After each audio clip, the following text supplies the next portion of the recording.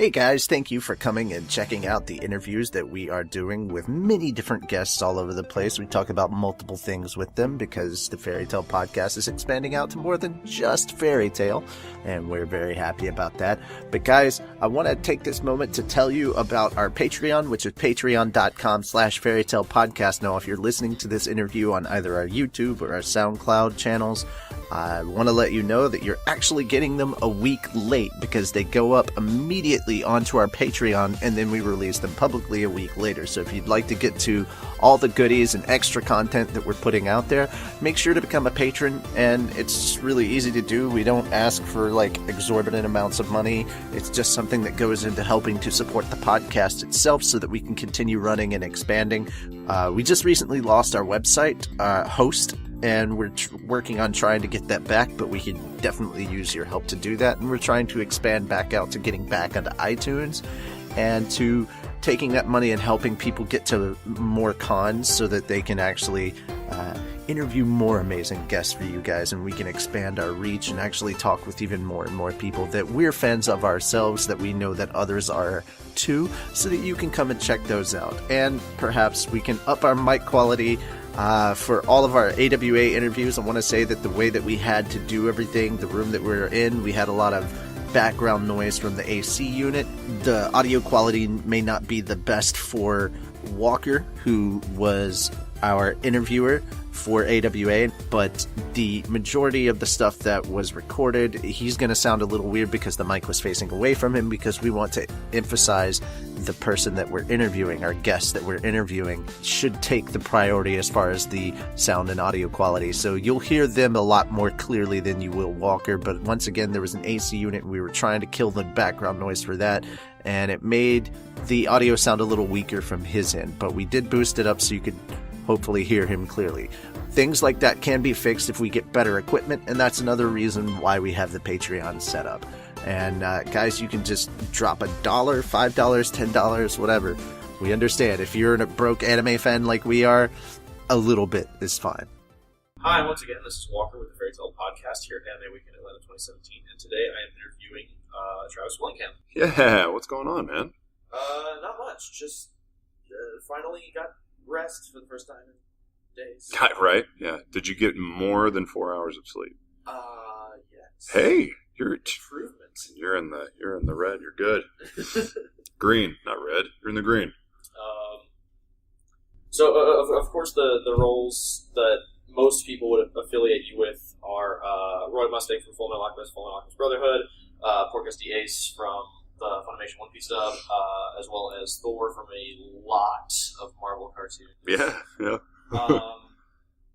And to those who adhere to the internet and actually enjoy parts of the geek and nerd fandom, you are known as Grog Strongjaw on Critical Role. That's right. The lovely, dim-witted Goliath Barbarian. First, I'll just start out to say, I'm a huge fan of your work, and unfortunately, I was not the best supporter of it when I was younger, because I was watching Fullmetal Alchemist Brotherhood when I was younger, and I'm like, how come no one's made an abridged series of this? Because at age 15, that was all that I thought about. Right. And I'm like, you know what, I could do a good Roy Mustang, and I'm like, in the back of my mind's like, no, don't, stop. What are you doing? And so I got a bunch of friends together, we tried doing it, and it is lost to the depths of the internet, thank God. Oh, no. The only place you can find it is Facebook, and the only 3 things I will say were good about it was the fact that in my head, the brightest idea I came up with was, let's have Isaac the Freezer, like whoever voices them, have to do like Arnold Schwarzenegger's Mr. Freeze from the Batman. Yeah, chill. Everybody chill. What killed the Emestrians? The Ice Age! Yeah. Oh, jeez. Alex Louis Armstrong was just all about his mustache. There was nothing else in life. I mean, what else is there than that gorgeous mustache? And that was about it on our selling points. Other than that, it was just a complete hot mess.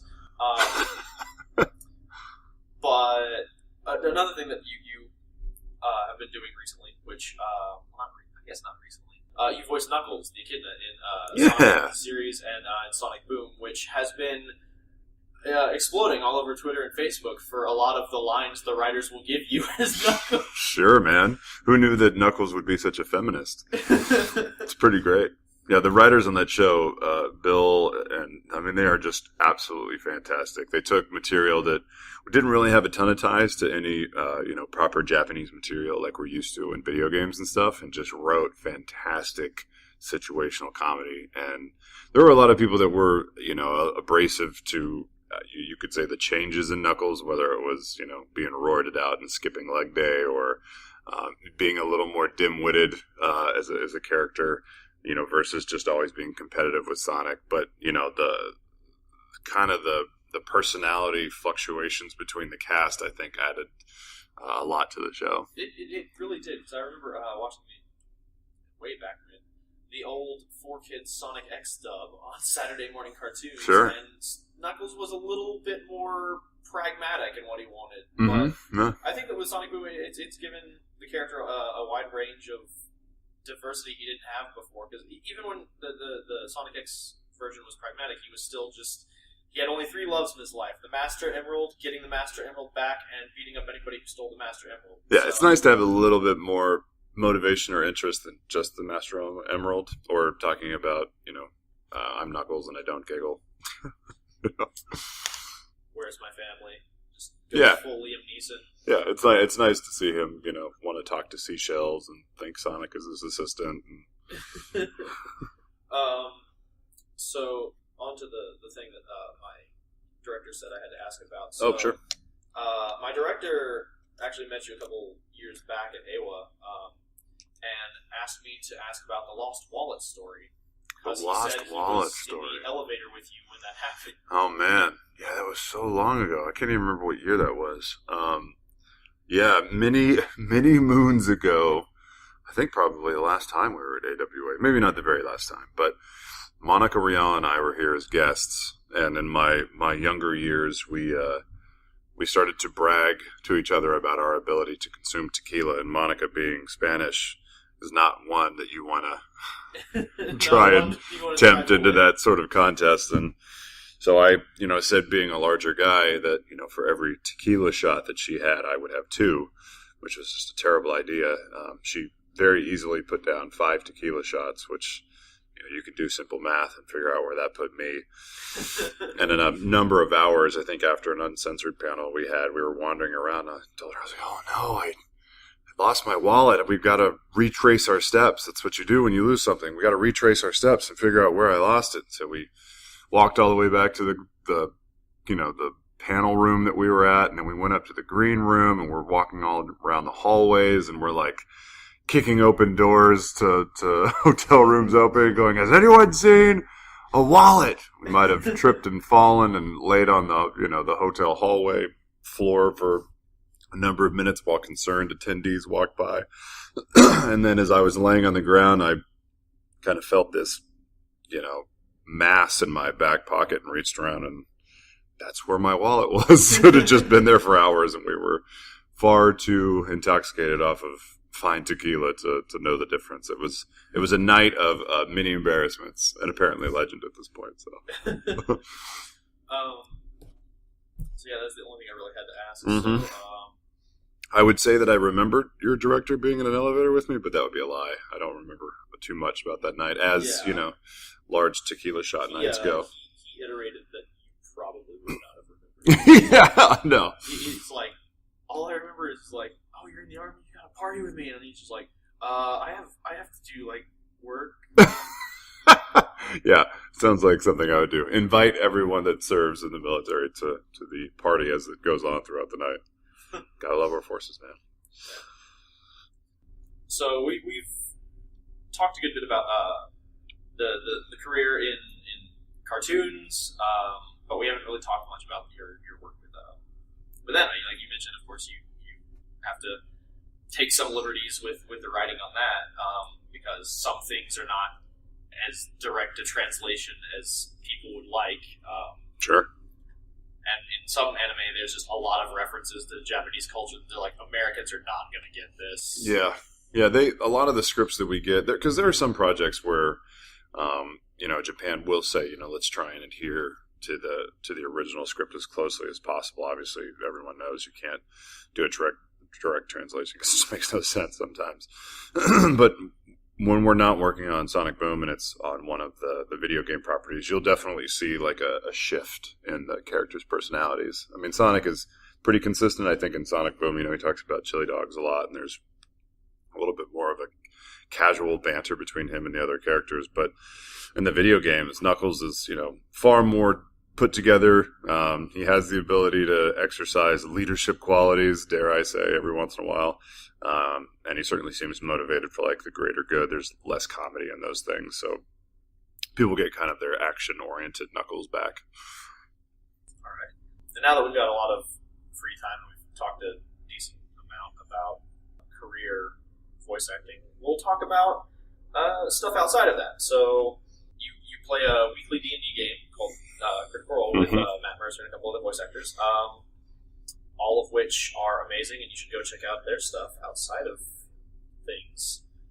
What kind of made you all decide to put it together? Was it just like, hey, you guys want to fucking do some D&D? Or was it just like more structured than that? Sure. Like I had never played D&D before. We played with Matt and our group kind of at Liam's now infamous birthday party. Laura had never played. I had never played. As far as I know, Sam Riegel had never played. Ashley Johnson had never played. I think the only people that had ever had any D&D experience were Matt and Marisha, Taliesin, and Liam. And he had said, I know this sounds super nerdy, but for my birthday, I want my friends to get together and I want to roll some old school pen and paper, dice, D&D. We're like, oh man, I don't know. Sure, it's your birthday, whatever. And so we went over, had a few drinks. None of us knew what to expect. I certainly thought I was going to get bored or just was going to try and put in like put on a brave face for a couple hours.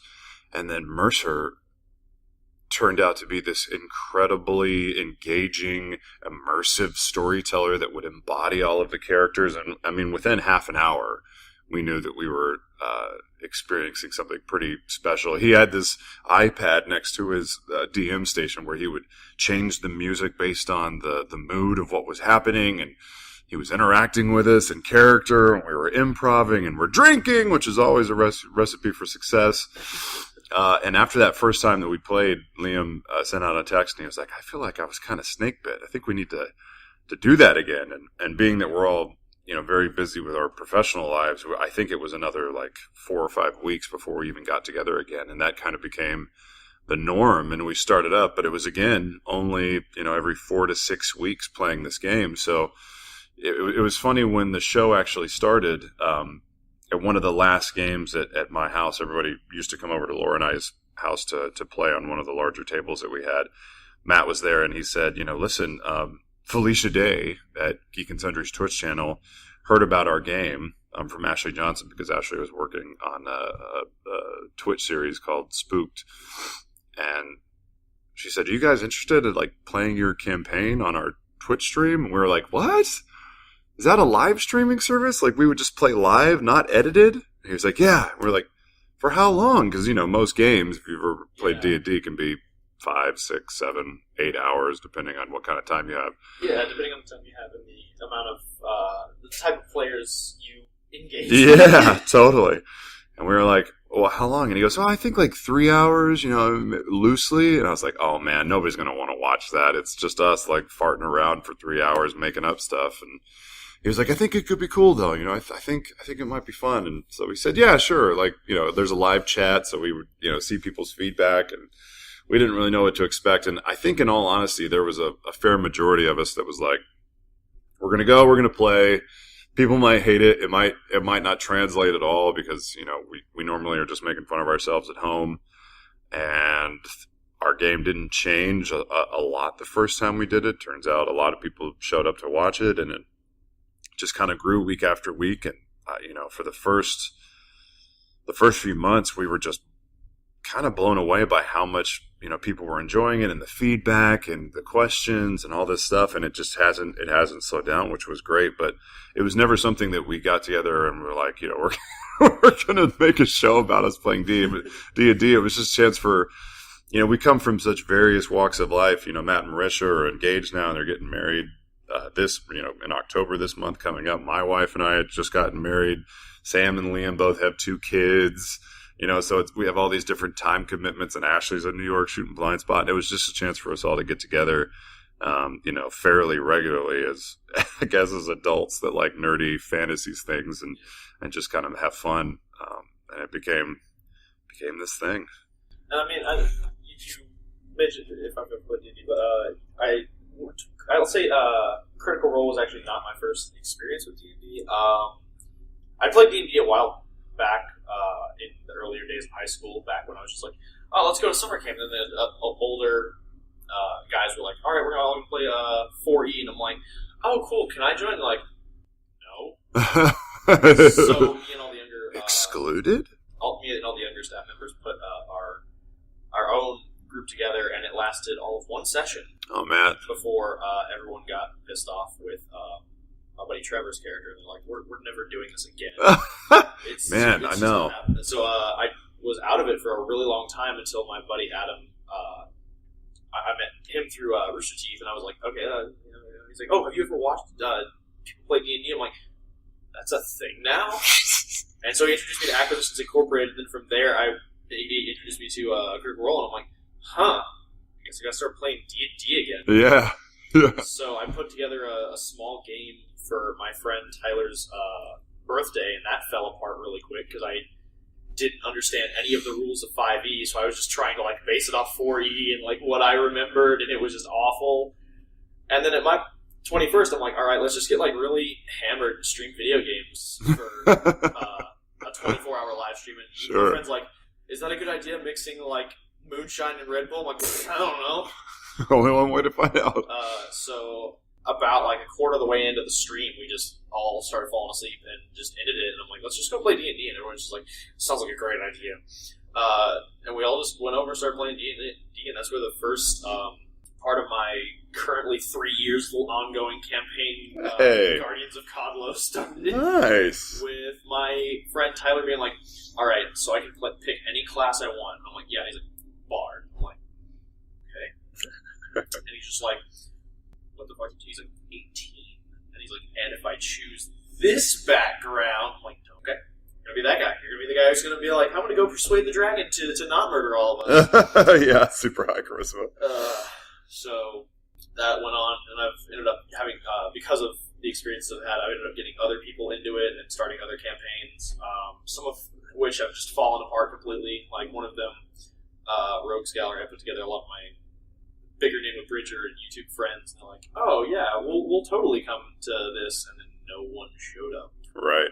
I'm like, how long how big was your group that played for 3 years? It's changed over the years. It started out with just 3 people. Oh yeah. Then one of them left because he was a biochem major in college, and I'm like, there's no way you're ever coming to any of our games. No time. But then our ranger was like, once Elemental Evil dropped, he's like, I want to make an Aarakocra. And I'm like, you're already running a character. He's like, you'll have to kill my character, I guess. And I was like, you're like, you'll have to kill your character. Like, please don't make me. If you want to jump off a cliff, it's up to you. So he rolled an Aarakocra character, because I was like, all right, fine, I'll do Guardians of Codlo on one thing and then do another campaign. And then, as I was doing the other campaign, I didn't have enough players, so I'm like, I'm gonna roll myself a Dwarven Barbarian, and I'll just have like this DM character who all he does is just fuck with the rest of you by being an idiot. And like when everyone else is like, all right, let's avoid the horde, he'll just run right in. Yeah. Like, I worked hard on these encounters, you're going to fight these enemies that I prescribed to you. Yeah, I love hack and slash characters. I mean, especially if you haven't played a lot, I always tell people stick with one of the melee classes, because it's a good introduction. You can see people that are more adept and more knowledgeable about the system use magic, because otherwise you're just trying to keep your head above water. Yeah. So I had a warlock, a fighter, a barbarian, and a monk, and first session monk gets KO'd. Oh boy! Because he had a way of rolling like dick characters, like people who had these really high stats in specific areas that would give them ridiculous AC or HP or whatever. Sure. And so he's just like, that's a 17 on my AC. Have fun hitting me. I'm like, okay. Sitting there, like, rolling. I'm like, oh, look at that, a nat 20. So this goblin sneaks up behind you, so that's not only the nat 20 crit damage, that's surprise damage as well. Uh-huh. I'm like, you're dead. Wow. And he's like, I'm dead? I'm like, well, I'll be nice, you're unconscious. You're unconscious and you failed one death save. He's like, wow, really? I'm like, it's a crit, what do you want from me? Yeah. And then those two groups merged, I brought in a lot of players, and now we're at, I think, 8 people. Sweet. That's a big party. Jeez. Yeah, the thing that annoys me the most is they keep trying to, like, recruit all the bandits they meet as companions. They're like, alright, we're going to kill all their friends, and then be like, you have one option, join us or meet your fate. And the bandits are like, do you pay well? Nice. You know, Critical Role is something that you do. It is a job, but it's also a bit of... But it's something that's outside of voice acting that you get to do for fun. Like, are there other things you enjoy? Because I know that on your... Like hobby-wise? Yeah. Oh, yeah, totally. I mean, I'm a little bit of a jock, so, like, I frequently love working out, which is, you know, it sounds so cliche, but when you get older, I mean, I'm 36, it gets harder and harder to stay in shape, so I love working out. Yeah, I run, I bike, I love mountain biking. I've told Laura before that, you know, if I go like a whole week without doing some sort of exercise, I get grumpy. You know, I just feel better about myself when I'm actually like moving and getting the blood going and stuff like that. I love to game.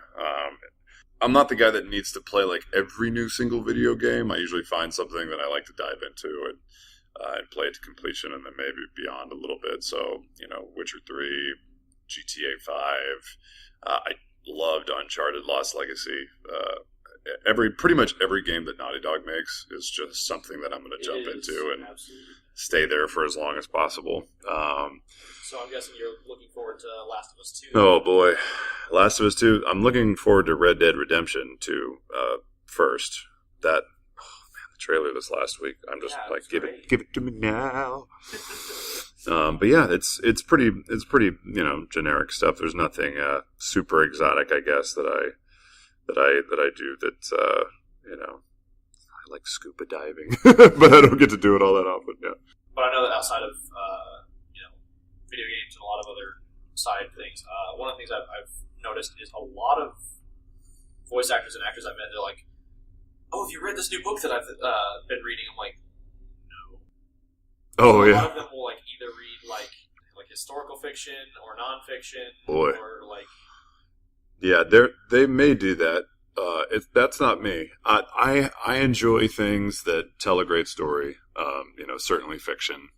There's not a lot of nonfiction books that I read. I read one about the you know, the founding and development of the Navy SEALs and stuff like that another actor, Brian Bloom, sent my way. But you know, for me, like Armada and Ready Player One are just like two of the best recent reads that I've had. I'm excited to see what Spielberg does with the movie, but I'm a bit skeptical. It feels like that should be a series, especially if you've read the Game of Thrones books, like my wife and I have.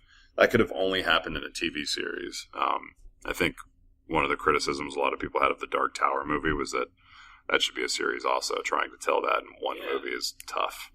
So I think if you get those greater literary properties, I think, you know, people should kind of see the worth in making a series out of it, so you can take your time and, you know, tell a story over 13 hours instead of 2.